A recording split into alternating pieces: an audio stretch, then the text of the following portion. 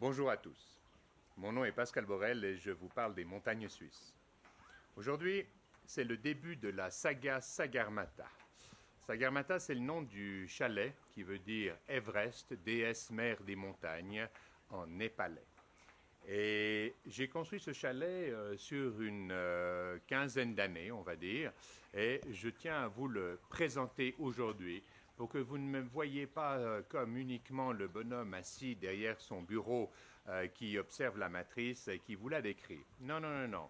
Je vais vous montrer que j'ai quand même fait 2-3 choses bien réelles dans ma vie et je vais vous raconter une histoire qui va vraisemblablement vous surprendre sur des acteurs du monde bancaire suisse, sur la famille royale, etc. Mais aujourd'hui, je vous présente l'objet que j'ai construit, en fait, mon home sweet home, ma demeure. Parce que je n'ai pas d'autres objets immobiliers, mon projet de vie était de vivre ici, en montagne, parce que j'ai toujours vécu en montagne, enfin j'ai toujours voulu vivre en montagne, ça n'a pas toujours été le cas. Maintenant, comment est-ce que j'ai fabriqué cet objet? Eh bien, j'ai fait l'acquisition d'un terrain, et puis ensuite j'ai économisé du capital, de l'argent pendant allez, on va dire, pas loin de 10 ans pour pouvoir construire ça. Parce que je ne voulais pas construire un petit Kleinhabermine, un petit truc. Non, je voulais pouvoir accueillir du monde ici. Je voulais pouvoir organiser des fêtes, des forums, des soirées de gala, etc. Ça a toujours été mon objectif. Donc j'utilise, comme vous le constatez, une caméra 360 qui vous permet de faire pause et de vous déplacer pour regarder ce que vous avez envie de regarder. Donc si vous vous retournez, vous verrez la vue avec le Grand Combin, le Petit Combin, le Mont Rogneux, le Col de Mille, la Tête de la Payanne, le Mont Dolent, le Tour Noir, l'Aiguille d'Argentière, les Aiguilles du Tour. Bref, c'est l'endroit à Verbier où vous avez la vue la plus démente. Et on va aller faire un tour du chalet maintenant, où je vais vous décrire un petit peu de quel est mon concept. Qu'est-ce que j'ai fait dans ce chalet? Bon, ici, on arrive dans la salle à manger. Donc, on sort de la terrasse.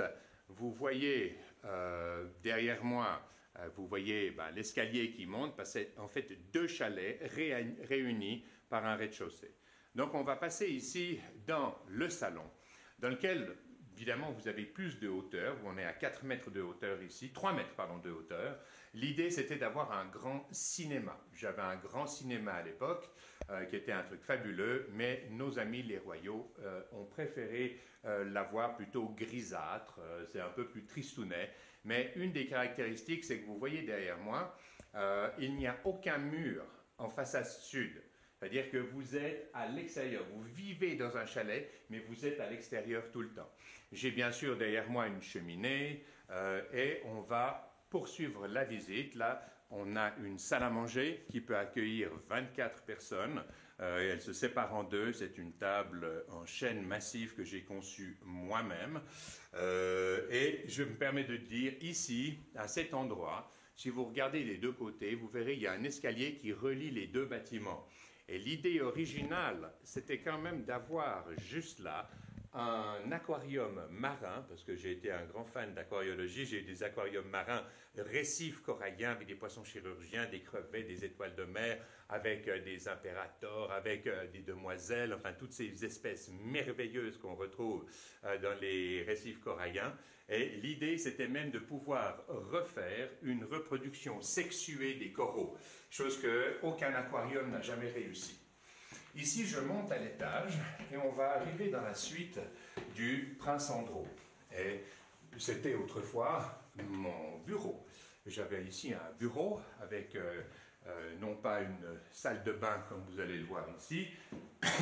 J'avais ici en fait un studio qui était une sorte de chambre supplémentaire dans laquelle je pouvais accueillir des amis, etc. Là, on est dans la suite du Prince Andro, tel que lui l'a voulu au moment où j'ai transformé le chalet, mais dans l'esprit de, j'allais dire, son bon vouloir. Donc, vous voyez, c'est pas mal. Si vous retournez encore une fois la caméra, vous allez voir la vue qu'on a depuis son lit sur tous les massifs montagneux qu'on a devant nous. Je vais continuer en passant dans l'autre aile du bâtiment. Donc cette aile du bâtiment est la plus petite. Elle est très sympa, mais voilà, l'idée pour moi, c'était quand même d'avoir un salon avec un plafond beaucoup plus haut pour permettre un cinéma qui soit un peu à la hauteur. Maintenant, ici, vous voyez sur ma gauche une cheminée de cuisson. Nous entrons dans la cuisine. La cheminée de cuisson permet de faire un méchoui en mettant le charbon au fond. Et puis, vous voyez bien sûr treillis de type cotte de maille pour empêcher les petites étincelles et les fumées de ressortir. Vous avez des entrées d'air juste ici qui permettent de contenir les fumées et un énorme puits d'évacuation avec sortie d'air aussi ici pour permettre justement que ce soit super efficace. Vous avez un piano de cuisine Lacanche au gaz, ce qui est une rareté quand même à Verbier, parce qu'il n'y a pas de gaz à Verbier. On ne s'est pas connecté à Nord Stream 1 ou Nord Stream 2 pour avoir du gaz. Donc c'est des bonbonnes qui sont à l'extérieur.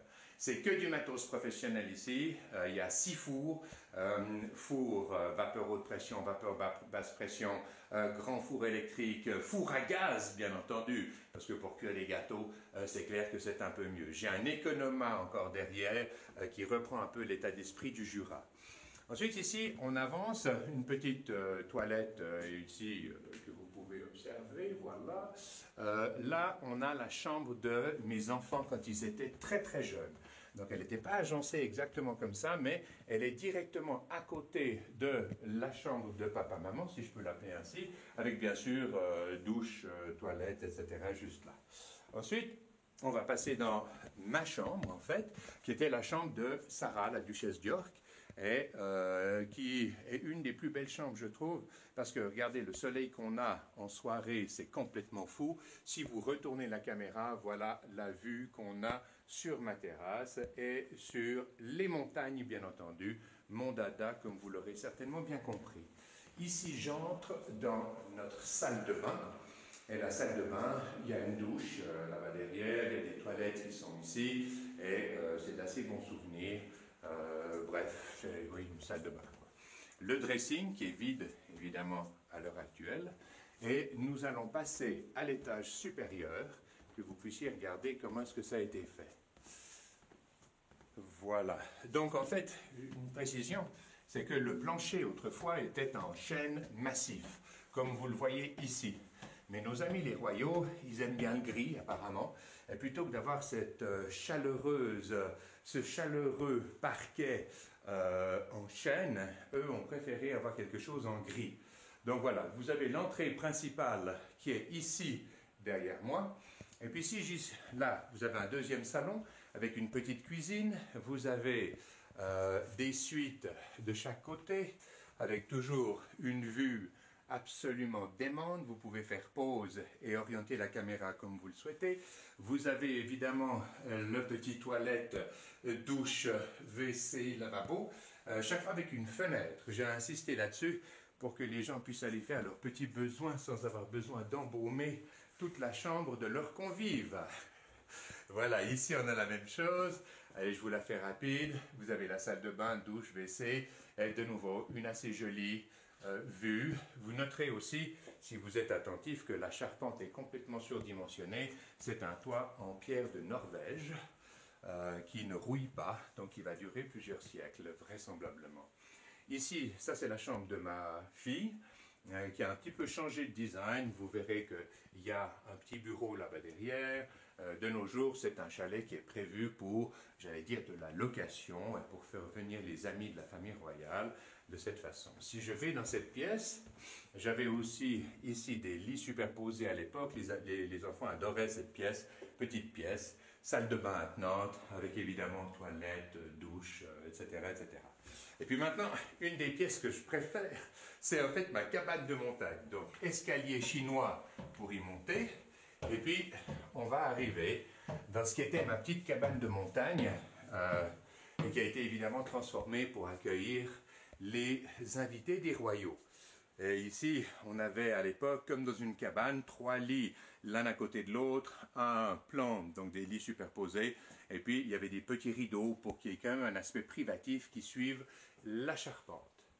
On a donc de nouveau une petite lucarne sur la vue à l'extérieur. On a ici une petite salle de bain attenante, un peu de lumière, ah ben j'ai pas ouvert les rideaux là, mais un peu de lumière qui nous vient du Velux. Voilà, et on redescend. Maintenant, on va passer à ce qui fait le plus grand charme du chalet. Donc, restez avec moi, je redescends les escaliers, me revoilà dans la salle à manger. Et que vous compreniez bien, c'est moi qui ai dessiné ce chalet. Des architectes, évidemment, m'ont aidé, des superbes architectes, mais grosso modo, c'est quand même moi qui ai fait le concept, qui ai travaillé comme une bête, non seulement pour réunir le capital nécessaire à le faire, mais pour le dessiner et convaincre les architectes que c'était possible de faire quelque chose comme ça. Là, on entre dans la piscine. La piscine, pourquoi est-ce que j'ai fait une piscine? Parce que j'ai été opéré 4 fois de hernie discale, et quand je nage, le gainage est bon, et puis je n'ai jamais mal au dos, et puis quand je nage pas, maintenant j'ai été très bien opéré par un chirurgien qui m'a rendu ma vie, un homme extraordinaire, et c'est vrai que je ne nage pratiquement plus, parce que j'ai pas le temps, je fais du ski, de la marche, d'autres choses, du vélo. Alors ça, c'est la plus grande piscine de Verbier. Elle est plus grande que celle du centre sportif. Vous constaterez qu'il y a une sorte de rebord qui est juste tout le long et qui sert à recevoir un plancher. Parce que comme vous le constatez, c'est une piscine à débordement. Donc j'ai une vanne à ouvrir et le niveau de l'eau s'abaisse d'une vingtaine de centimètres. Et on met un plancher en contre-cœur collé que j'ai fait en bonne partie moi-même. C'est comme les panneaux de Schröder qui permettent d'avoir une isolation phonique correcte. C'est moi qui les ai posés, qui les ai faits, parce que je suis menuisier charpentier d'origine. Donc, c'est moi qui ai mis tout, avec l'aide de mon beau-frère, avec l'aide de 2-3 personnes, des amis, c'est moi qui ai mis en place tout le plafond phonique en laine de pierre, parce que sinon on ne s'entend pas. C'est moi qui ai posé, bien sûr, le système de stéréo, parce que c'est en général ici au fond que je mets la piste de danse, et j'ai un système de tentes qui viennent devant sur la grande terrasse que j'ai ici, et qui me permettent d'accueillir 200, 220, 240 personnes assises avec une piste de danse qui est au top. Donc il n'y a pas un établissement public à Verbier qui peut accueillir dans la même pièce 240 personnes avec, sans besoin de bouger les tables en fin de soirée pour mettre en place la piste de danse. Là au fond il y avait un écran, il y a toujours le pied, vous le voyez, pour que les gens puissent danser sur le concert qu'ils sont en train de visionner littéralement au fond de la pièce. Donc, oui, c'est une piscine de dingue, bien sûr en eau de mer, hein, pour éviter d'avoir le chlore, l'odeur de chlore dans toute la maison, et surtout pour éviter que vous ayez la peau sèche dès que si vous vous baignez tous les jours. Là, j'ai un petit vestibule, enfin un petit pour se changer. Et ici, j'entre dans le compartiment hammam sauna.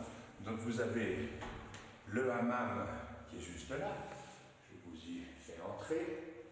Et si je vais un peu plus loin, j'ai la sauna qui est ici. Et c'est un truc que j'ai appris au Canada. Dans une sauna, il faut une fenêtre. S'il n'y a pas de fenêtre, on se sent claustrophobe, c'est pas cool. Et enfin, ici, vous avez le bain glacial, qui est bien évidemment vide à l'heure actuelle, mais qui se remplit, qui est maintenu à 4 degrés.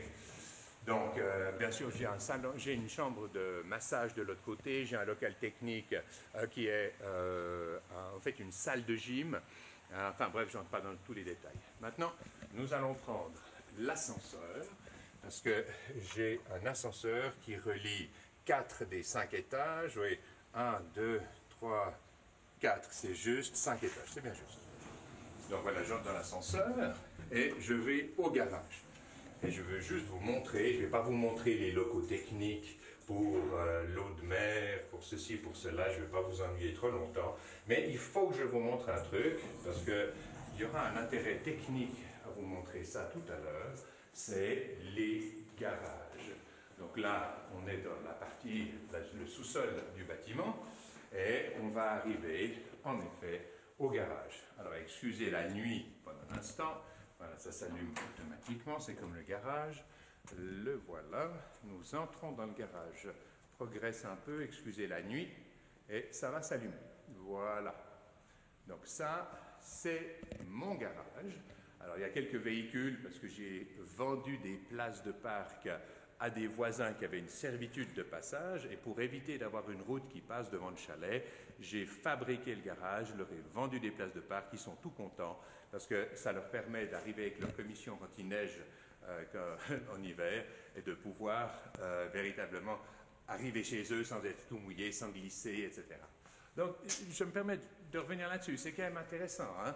Vous noterez que ce n'est pas un tout petit garage, quoi. C'est d'une certaine façon ce qui fait une bonne partie de la valeur du chalet. Parce que vous arrivez chez vous, c'est très discret. À l'époque, moi, j'ai reçu certaines personnalités. J'avais même Hillary et Bill Clinton qui devaient passer un week-end. Ils n'avaient jamais vu Verbier. Ils ont annulé en dernière minute. Mais leur staff de sécurité était venu ici. Ils adoraient le fait qu'on puisse arriver par le garage, n'être vu de personne, prendre l'ascenseur et arriver dans leur suite. Donc, ouais, c'était quand même assez sympa, quoi. Et anecdotique peut-être, mais ce chalet, comme je le dis, il n'a pas de mur en façade sud. Alors je vais reprendre l'ascenseur maintenant et on va ensemble retourner sur la terrasse pour, voilà, rez-de-chaussée. On va retourner sur la terrasse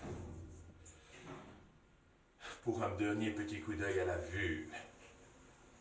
Et c'est vrai que c'est un des plus beaux chalets qu'on puisse imaginer en termes de ses fonctionnalités. Maintenant, c'est vrai, je l'ai dessiné, j'ai dû insister, par exemple, quand j'ai dit que je ne voulais pas de mur en façade sud, les architectes m'ont dit c'est impossible. Ben non, j'ai pris contact avec des Japonais pour connaître les techniques de reprise de charge. On en a parlé avec les architectes, ils ont mis ça au point, c'était fabuleux.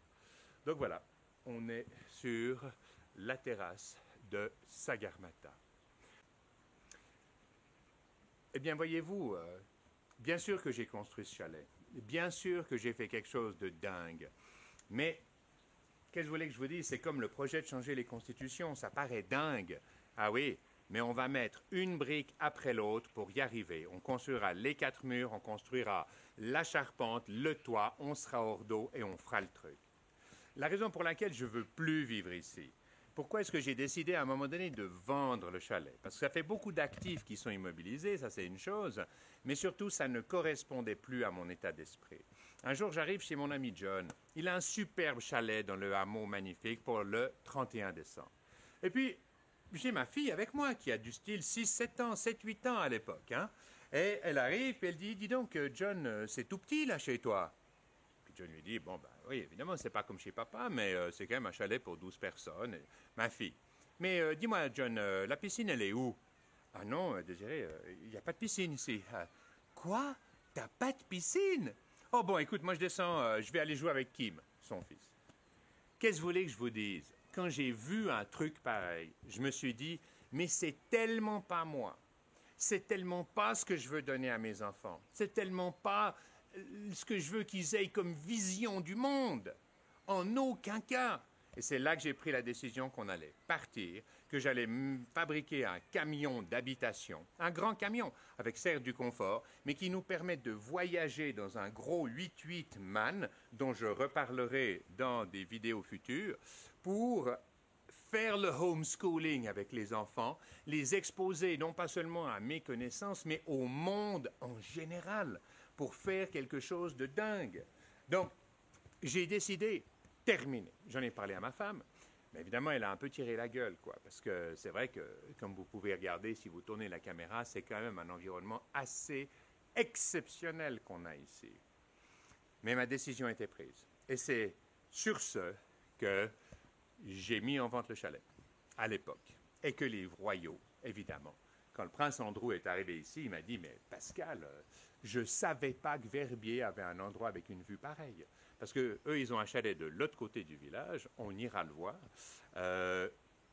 C'est pas du tout la même chose. Vous n'avez pas ce dégagement alpin devant vous, comme si vous faites pause et que vous regardez derrière moi, comme j'ai devant les yeux en ce moment.